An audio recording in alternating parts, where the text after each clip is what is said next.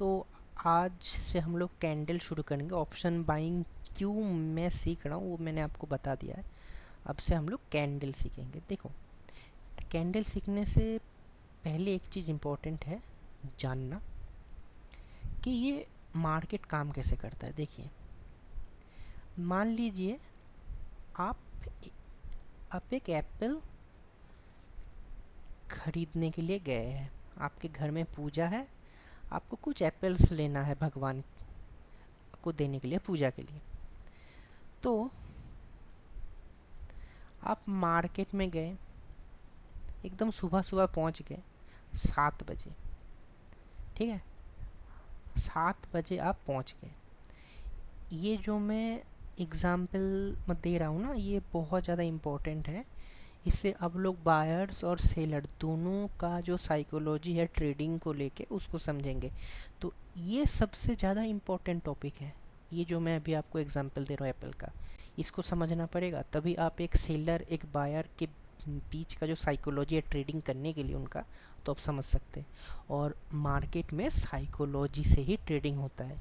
ये जो मैं कर रहा हूँ इसको बोलते हैं टेक्निकल एनालिसिस। ये आपको साइकोलॉजिकली सोचने के लिए मजबूत करेगा।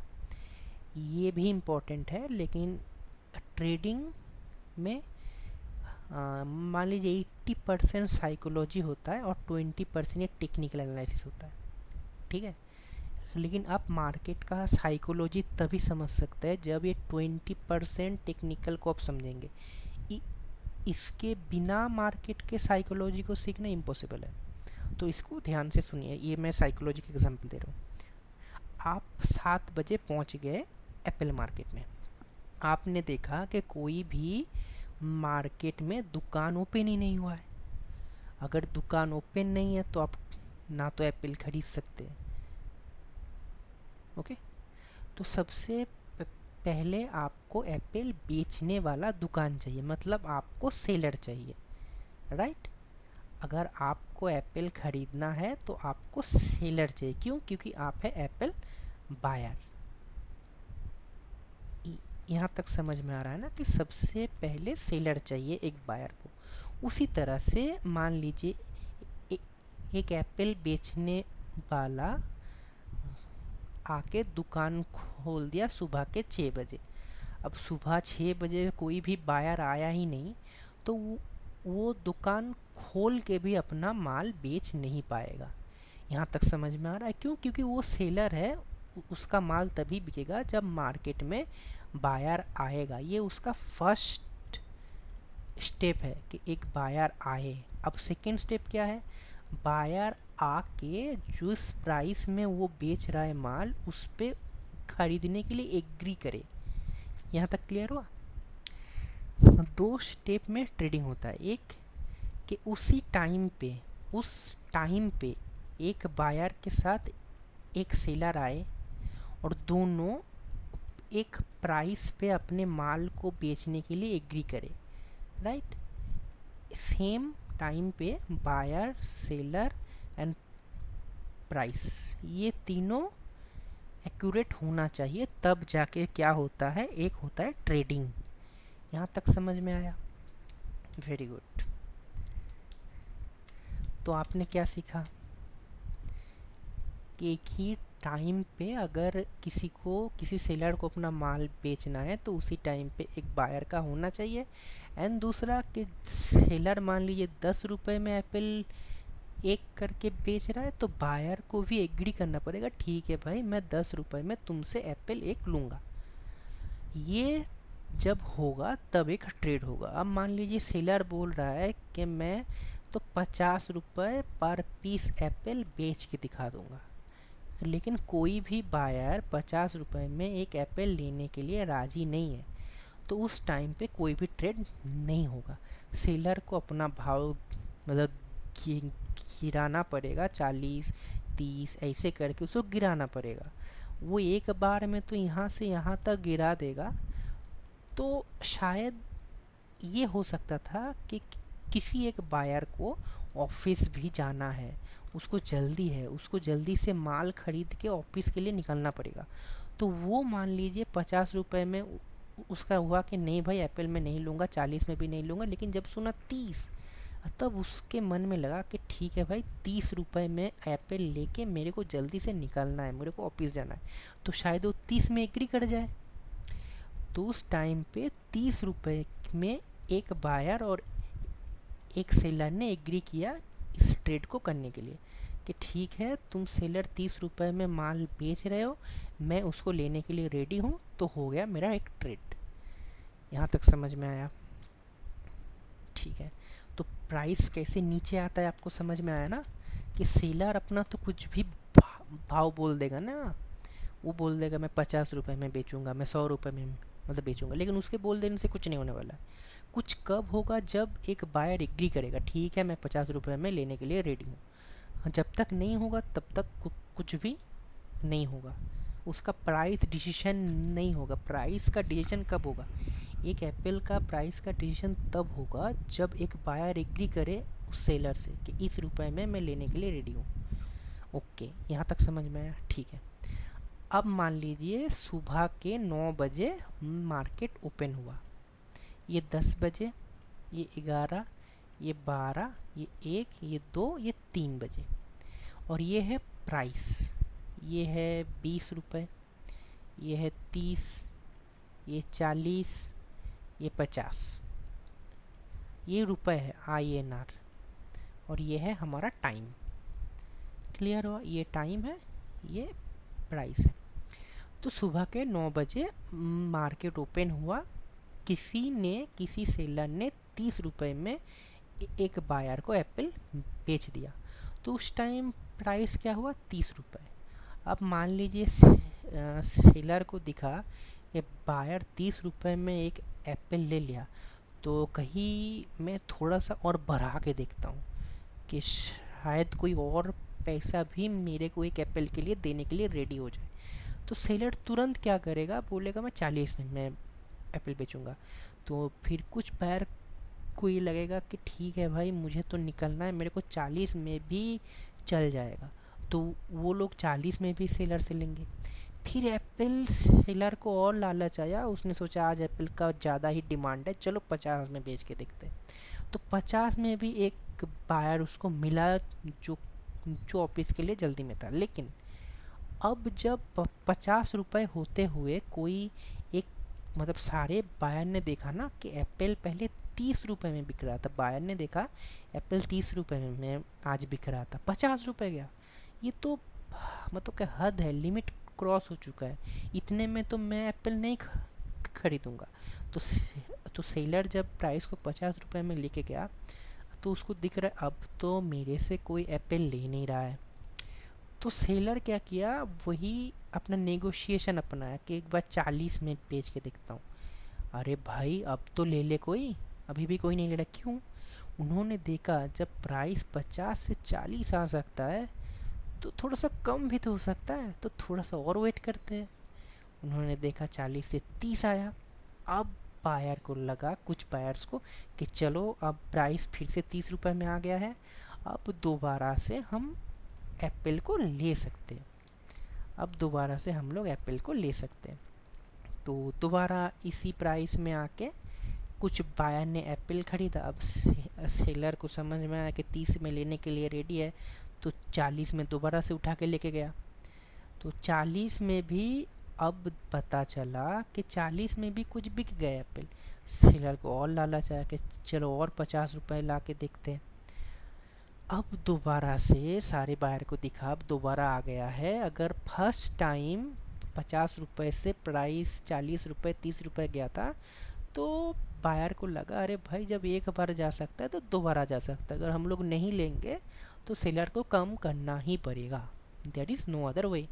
तो सेलर ने तो उस टाइम पे कोई भी बायर रेडी नहीं था, तो सेलर ने दोबारा से प्राइस को नीचे लेके आया। लेकिन अब क्या हुआ, अब जो ऑफिस गोइंग इंसान है उसको उसका पेशेंस ख़त्म हो चुका है, अब उसको जल्दी से माल लेके निकलना है। अब उसको 40 में बायर्स मिल गए हैं, ठीक है, अब उसको 40 में बायर्स मिल गए, तो 40 में बायर मिलने की वजह से दोबारा 50 गया। इस बार लोगों को ये लगा कि भाई अब अभी अगर मैं ऑफिस नहीं जाऊंगा तो ये 50 रुपये से ज़्यादा का मेरा लॉस होगा। अगर मैं ऑफिस नहीं जाऊंगा मेरा सैलरी कट जाएगा। तो किसी ने 50 रुपये में भी खरीदा, तो अब ये गया 60 रुपये। सेलर के मन तो बहुत मतलब खुश हो गया। अब गया ये 60 रुपये, ठीक है। अब जैसे ही 60 रुपये गया तो जिन तो बाहर तो निकल गए ना ऑफिस जाने वाले इंसान। आई थिंक इतने में तो वो एप्पल, अब सारे लोग तो ऑफिस नहीं जाएंगे ना, कुछ लोग जाएंगे, तो मैक्सिमम लोग निकल गए यहाँ पे।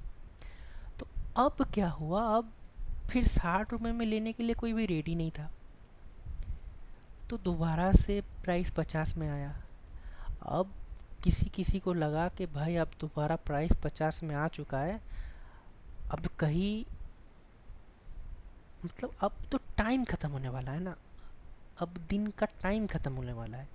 अब लोगों को लग रहा है कि पूजा है शाम में, अगर मार्केट ही बंद हो जाएगा 3 बजे तो मुझे एप्पल तो मिलेगा नहीं। मैंने तो यहाँ पे नहीं खरीदा, यहाँ पे नहीं खरीदा, मुझे लगा कि शायद 20 रुपये में भी आ सकता है एप्पल। जो एप्पल 30 से 50, 50 से 30 आ सकता है, शायद 30 से 20 भी आ जाएगा। तो उन्होंने इसको नहीं लिया। तो अब उनके हो रहा है फोमो, फियर और मतलब मिसिंग आउट। मतलब उन्होंने लगा कि भाई अब अभी अगर मैं एप्पल लेके नहीं जाऊंगा तो मेरा घर में पूजा ही नहीं होने वाला है। तो वो लोग अभी ये 50 रुपये में भी एप्पल ख़रीदने के लिए रेडी है, फिर 60 रुपये में भी एप्पल ख़रीदने के लिए रेडी है। अब क्या हो रहा है, प्राइस यहाँ से बस ऊपर जाया जा रहा है, क्योंकि अब मार्केट में बायर को पता चल चुका है कि आज तो एप्पल अब दोबारा 30 में आने वाला है नहीं, ना ही 20 में आ सकता है। तो अब बस मुझे एप्पल लेके यहाँ से निकलना है। ये जो बायर सेलर का साइकोलॉजी आपको समझ में आया ना, ये बहुत ज़्यादा इम्पोर्टेंट है। इससे ही सारे कॉन्सेप्ट हमारे डिपेंड करता है। अब देखिए, अब आता है ये कैंडल क्या भला है। ये कैंडल क्या भला है, कैंडल क्या करता है, ये जो टाइम है 9 से 3, इसके बीच में प्राइस ने कैसे मतलब कैसे मूवमेंट किया है उसकी इन्फॉर्मेशन को ग्राफिकली रिप्रेजेंट करता है। ये इसको बोलते हैं हम लोग लाइन चार्ट। ये लाइन के फॉर्म में है। कैंडल भी इसी चीज़ को रिप्रेजेंट कर सकता है। कैसे कर सकता है ये मैं सिखा रहा हूँ। देखिए, मार्केट ओपन कहाँ पे हुआ, मार्केट ओपन हुआ यहाँ पे, तो ये इसका ओपन है।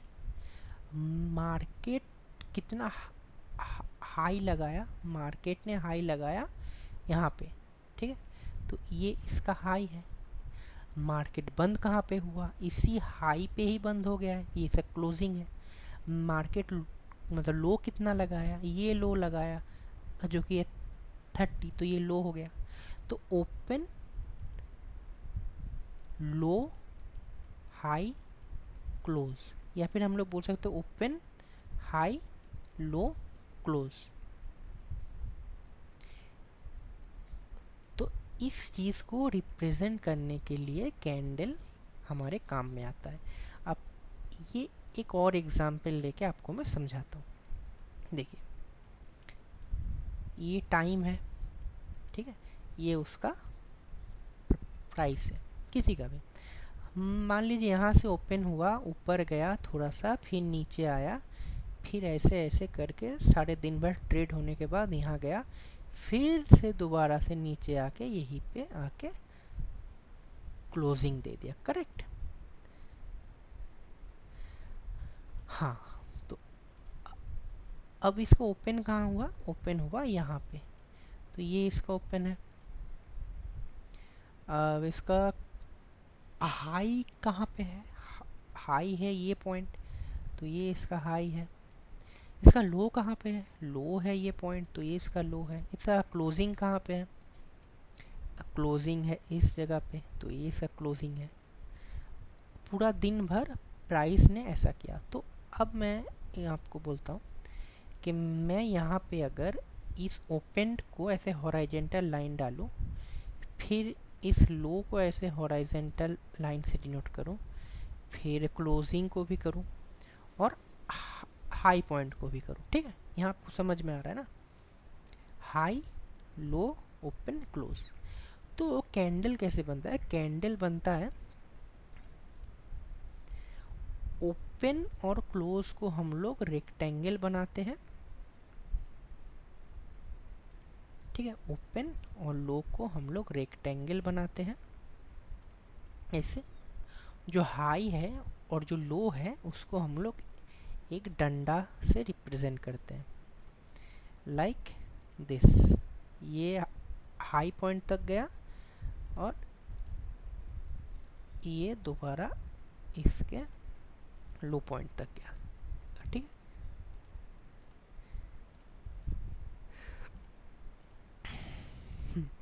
तो आपको समझ में आ रहा है ना मैंने क्या बोला?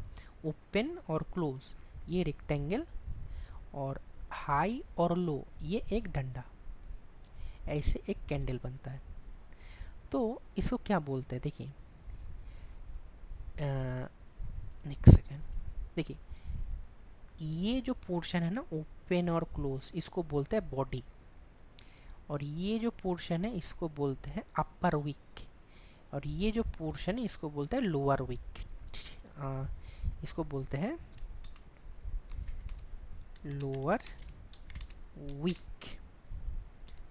उसी तरह से इसको बोलते हैं हायर विक, और ये है हमारा बॉडी, सॉरी ये है हमारा बॉडी। ठीक है, ये होता है एक कैंडल का सिस्टम। ये कैंडल इस टाइम फ्रेम में जितना भी कुछ हुआ, इस पूरे टाइम फ्रेम में ओपन ओपन ओपन कहाँ पे हुआ, यहाँ पे ओपन हुआ, क्लोज कहाँ पे हुआ, यहाँ पे क्लोज हुआ, कितना का हाई लगाया, यहाँ तक का हाई लगाया, कितने के लो लगाया, यहाँ तक का लो लगाया, ये 4 इंफॉर्मेशन इस कैंडल के थ्रू हम लोग रिप्रेजेंट करते हैं। यहाँ तक क्लियर हुआ? ठीक है। अब अगर ओपन का प्राइस मान लीजिए 40 रुपये है, क्लोजिंग का प्राइस 50, ये 60, ये 20। ठीक है, तो अगर ओपन 40 है क्लोज 50 है, मतलब ओपन अगर छोटा हुआ क्लोज से, यहाँ पे ओपन क्या है 40, क्लोज क्या है 50, जो कि छोटा है, तो इस कैंडल का कलर हो जाएगा ग्रीन कैंडल। क्यों? क्योंकि क्लोज इसने ऊपर जाके दिया, मतलब प्राइस दिन भर में इंक्रीज हुआ है, इस टाइम फ्रेम में प्राइस इंक्रीज हुआ है। उसका उल्टा अगर ओपन बड़ा हो जाए क्लोज से, तो ये बन जाएगा हमारा रेड कैंडल। इसका मतलब अगर प्राइस ने क्लोज यहाँ से आके यहाँ पे दे दिया होता ना, इस जगह पे, तो ओपन है 40, ये मान लीजिए 25, तो क्लोज इसका है 25, तो 40 बड़ा है 25 से, तो ये हो जाता मेरा रेड कैंडल, और यहाँ तक इसका बॉडी आता। राइट, इसका बॉडी कैसे बनता उस टाइम पे? उस टाइम पे इसका बॉडी बनता, मैं दिखाता हूँ। उसका बॉडी बनता, यहाँ पे ओपन होता, यहाँ पे क्लोज होता, ये बनता रेड, ये बनता इसका वीक अपर वीक, ये बनता इसका लोअर वीक। अपर वीक कितना बड़ा बनता, ठीक है, अपर वीक कितना बड़ा बनता, ये इसका बॉडी हो जाता, ये पूरा पोजीशन ओपन से क्लोज, ये उसका लोअर वीक हो जाता। समझ में आ रहा है ना आपको? ठीक है, फिर यहाँ तक क्लियर हो गया। तो रेड बॉडी कब होगा और ग्रीन बॉडी कब होगा आपको पता चल गया। तो बेसिकली यही होता है एक कैंडल। ठीक है, तो यही होता है कैंडल, ओपन और क्लोज। इसको हम लोग एक रेक्टेंगल में बंद कर देंगे, जो हाई पॉइंट है उससे एक डंडा, और जो लो पॉइंट है उससे एक डंडा। इसको बोलते हैं अपर विक, इसको बोलते हैं लोअर विक। ये होता है हमारा बॉडी। और जब ओपन बड़ा होगा क्लोज से तब होगा रेड कैंडल, जब ओपन छोटा होगा क्लोज से तब होगा ग्रीन कैंडल। ओपन बड़ा होगा क्लोज से तो रेड कैंडल, ओपन छोटा होगा क्लोज से तो ग्रीन कैंडल। सिंपल। ठीक है, तो कैंडल का जो भी था वो आज हो चुका।